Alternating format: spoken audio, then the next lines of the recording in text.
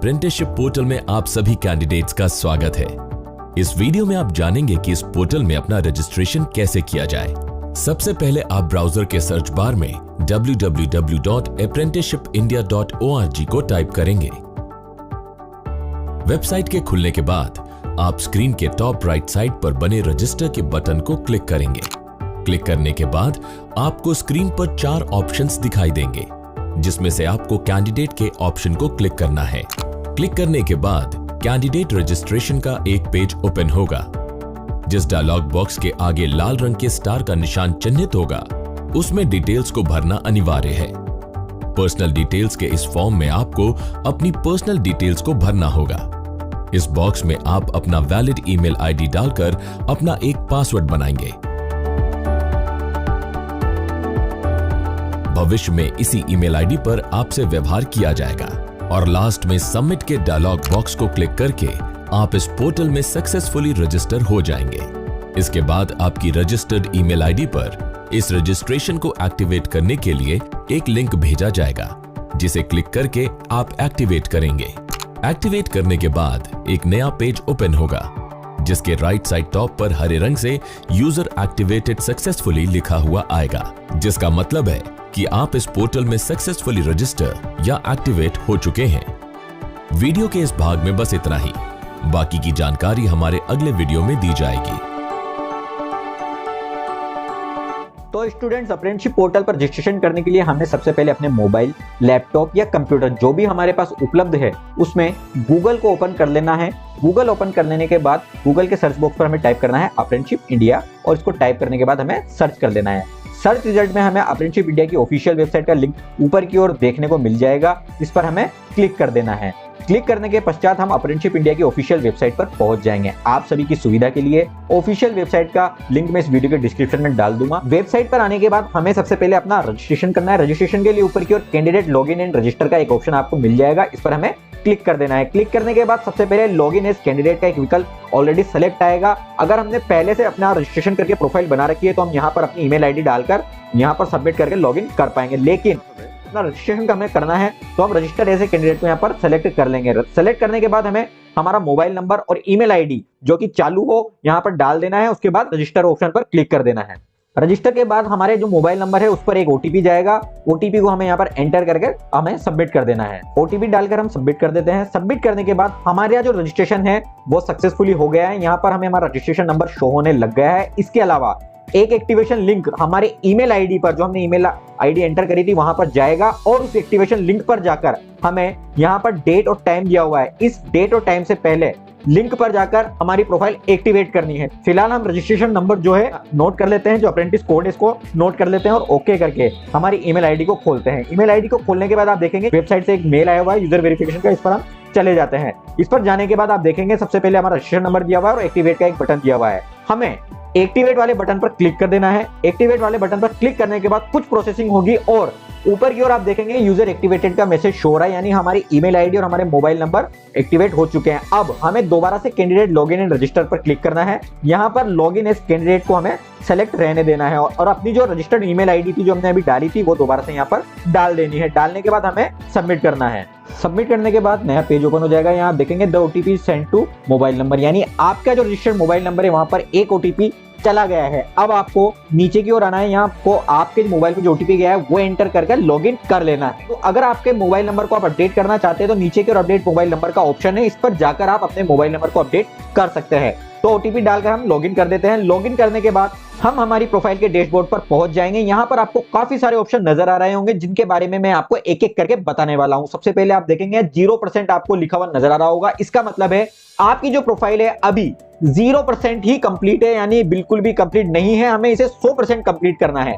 100% complete करने के लिए हमें नीचे की ओर देखेंगे आप, सबसे पहले हमारी ई-केवाईसी करनी पड़ेगी। ई-केवाईसी करने के बाद हमारी प्रोफाइल 20% कंप्लीट हो जाएगी। इसके बाद हमारी बैंक डिटेल अपडेट होगी। उसके बाद आगे 20% कंप्लीट हो जाएगी। उसके बाद कैंडिडेट क्वालिफिकेशन से 20%, father name, mother name, category और सिग्नेचर इमेज, ये सारी चीजें अपलोड करने देने के बाद हमारी प्रोफाइल 100% कंप्लीट होगी। तो सबसे पहले हम हमारी ई-केवाईसी को कंप्लीट करेंगे। उसके बाद एक एक करके जो सारी डिटेल्स है वो अपडेट करके हमारी प्रोफाइल 100% कंप्लीट करेंगे। ई-केवाईसी को कंप्लीट करने के लिए हम यहाँ पर भी क्लिक कर सकते हैं और ऊपर डैशबोर्ड पर कंप्लीट योर केवाईसी का ऑप्शन दिया हुआ है, इस पर क्लिक कर देंगे। यहाँ पर हमें हमारा आधार नंबर एंटर करना है। आधार नंबर टाइप करने के बाद यहाँ पर चेकबॉक्स को चेक करने के बाद हमारे सेंड ओटीपी वाले ऑप्शन पर क्लिक कर देना है। इससे हमारा जो मोबाइल नंबर है उस पर ओटीपी चला जाएगा जो आधार से रजिस्टर्ड होगा।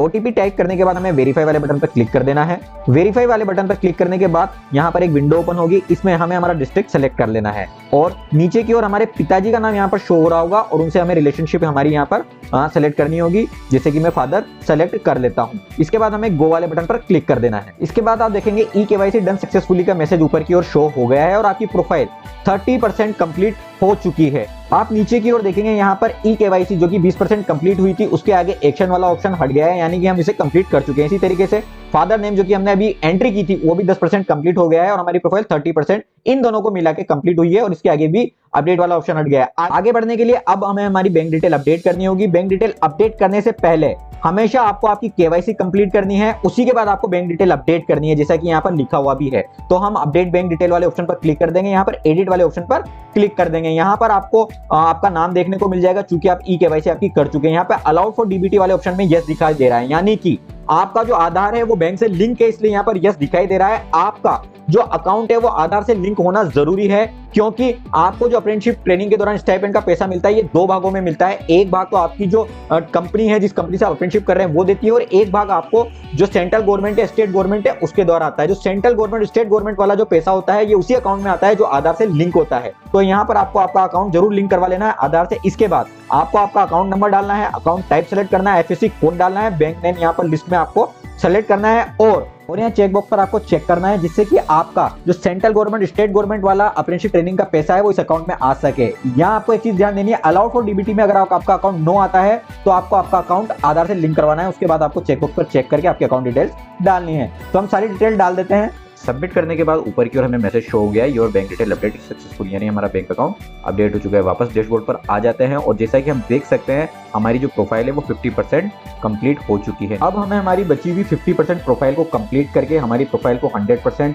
पूरा करना है। इसके लिए नेक्स्ट हम जो हमारी क्वालिफिकेशन है उसको अपडेट करेंगे। कैंडिडेट क्वालिफिकेशन वाले ऑप्शन के सामने जो अपडेट वाला बटन है इस पर हम क्लिक कर देते हैं। इसके बाद क्वालिफिकेशन अपडेट करने के लिए विंडो ओपन हो गई है। यहाँ हमें हमारी एजुकेशन डिटेल फिल करनी है। यहाँ आपको आपकी जो ITI की क्वालिफिकेशन की डिटेल्स है वो तो आप फिल करेंगे ही सही, साथ में आप आपकी जो 10th वाली क्वालिफिकेशन है उसको भी जरूर ऐड कर दें। मैं आपको एक एक करके दोनों को बता देता हूं। सबसे पहले हम शुरुआत करेंगे 10th की क्वालिफिकेशन को ऐड करने के लिए। इसके लिए हमें क्वालिफिकेशन टाइप में एजुकेशन क्वालिफिकेशन को सिलेक्ट करना है। इसके बाद क्वालिफिकेशन टाइप में यहाँ पर जो क्वालिफिकेशन की टाइप्स हैं वो काफी सारे शो हो रहे हैं, 10th 12th ITI वगैरह। तो यहाँ पर आपको सबसे पहले 10th को सिलेक्ट कर लेना है। इसके बाद कैटेगरी सेक्टर वाला ऑप्शन 10th के लिए यहाँ पर इनेबल नहीं होगा। स्पेशलाइजेशन में हमें ऑल सब्जेक्ट यहाँ पर टाइप कर देंगे, ठीक है। इसके बाद इंस्टीट्यूट में आपको आपके स्कूल का नाम डालना है।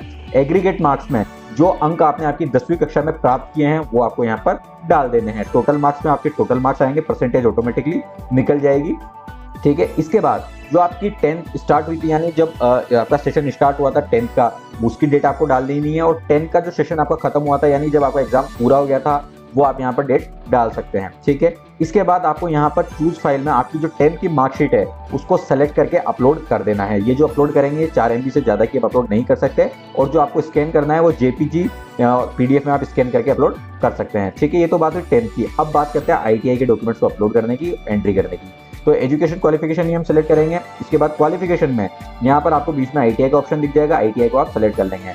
इसके बाद जो कैटेगरी सेक्टर वाला ऑप्शन है यहाँ पर आपको जाना है। यहाँ पर NCVT SCVT 2 ऑप्शन दिख रहे हैं, जहाँ से भी आपने ITI की उसे सेलेक्ट कर ले। मैं NCVT को सेलेक्ट कर लेता हूँ। स्पेशलाइजेशन में आपको आपकी जो ट्रेड जिसमें आपने ITI की है उसको यहाँ पर डाल देना है। इंस्टीट्यूट में आपको आपके ITI का नाम लिखना है। एग्रीगेट मार्क्स में जो ITI में आपने अंक प्राप्त किए हैं, जो आपकी जो फाइनल मार्कशीट में जो अंक आपने प्राप्त किए वो आपको यहाँ डाल देना है। टोटल मार्क्स में ITI के टोटल मार्क्स आपको डाल देना है, परसेंटेज आपको निकाल के डाल देनी है, ठीक है। स्टार्ट डेट आपकी जो ITI का कोर्स जिस दिन से स्टार्ट हुआ था वो डेट यहाँ पर डलेगी, और एंड डेट में आपकी ITI जब खत्म हुई थी, आपका कोर्स खत्म हुआ था, वो डेट आपको डाल देनी है। अगर आपको ये डेट्स मालूम नहीं हो तो मैं आपको एक आइडिया से बता देता हूँ। आपकी मार्कशीट में जो डेट आती है लास्ट की, वो भी आप एक डेट के रूप में डाल सकते हैं। क्वालिफिकेशन डॉक्यूमेंट में आपको जो ITI की फाइनल मार्कशीट होती है, कंसोलिडेटेड मार्कशीट होती है, उसको यहाँ पर सेलेक्ट करके अपलोड कर देना है। 4 MB में PDF और JPG में अपलोड हो सकती है।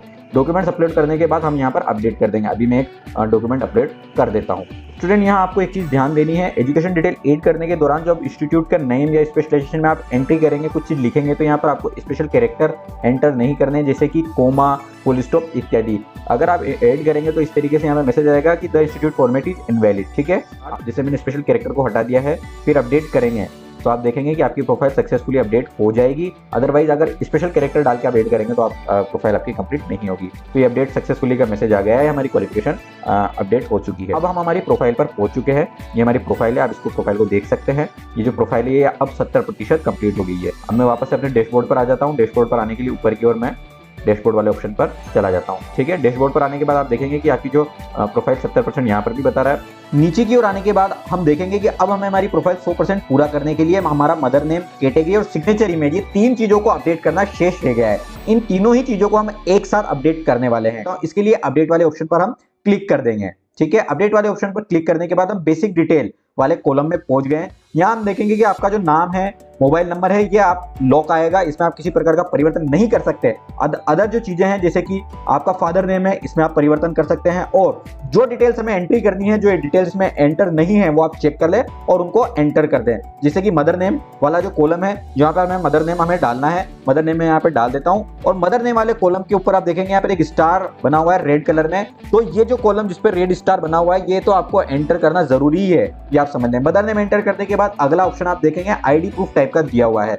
यहाँ पर हमें क्लिक करने पर 3 ऑप्शन दिखेंगे, PAN card, driving licence, other. अगर पैन कार्ड, ड्राइविंग लाइसेंस आपके पास अवेलेबल है तो दोनों को सिलेक्ट कर ले। अगर आपके पास ये दोनों अवेलेबल नहीं है तो अदर को सिलेक्ट कर सकते हैं। और अदर में आप आधार कार्ड, आपकी कोई गवर्नमेंट आईडी, कुछ भी आप अपडेट कर सकते हैं, अपलोड कर सकते हैं। ठीक है, आपको कैसे करना है, मैं पैन कार्ड को सिलेक्ट कर लेता हूँ। पैन कार्ड सिलेक्ट करने के बाद आपको नीचे की ओर एक ऑप्शन और खुल जाएगा जो कि है पैन कार्ड अपलोड करने का। यहाँ मैं पैन कार्ड को सेलेक्ट करके, जैसे मैं करके बता देता हूँ, यहाँ पर अपडेट कर दूंगा, अपलोड कर दूंगा। जो अपलोड मैं करूंगा वो 4 MB से ज्यादा का अपलोड नहीं कर सकते हैं। और जो ये अपलोड है ये JPG या PDF में अपलोड कर सकते हैं। इसके अलावा हमें यहाँ पर आगे पैन कार्ड भी एंटर करना है, पैन कार्ड नंबर हमें डालना पड़ेगा।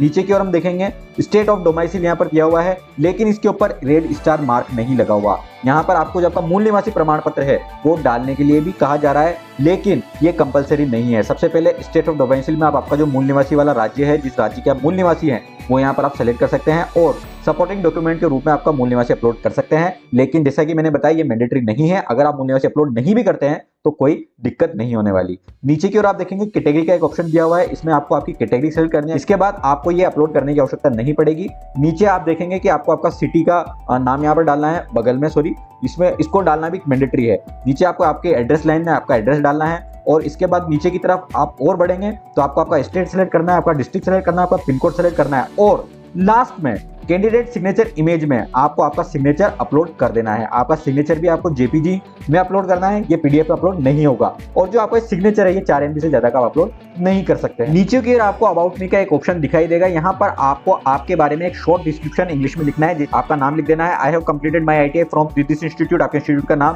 फ्रॉम दिस ईयर, आपकी ईयर का नाम। इस तरीके से आप आपके बारे में शॉर्ट में जितना अच्छा ब्रीफ कर सकते हैं, समझा सकते हैं, वो आप यहाँ पर लिख सकते हैं। सारी डिटेल्स को अपलोड करने के बाद आप नीचे की ओर अपडेट कर दें। आप अपडेट करने के बाद आप आपकी प्रोफाइल पे वापस से पहुंच जाएंगे और ऊपर एक मैसेज आ जाएगा अपडेटेड सक्सेसफुली। प्रोफाइल से हम वापस ऊपर से यहाँ पर डैशबोर्ड को सिलेक्ट करेंगे और हमारे डैशबोर्ड पर आ जाएंगे।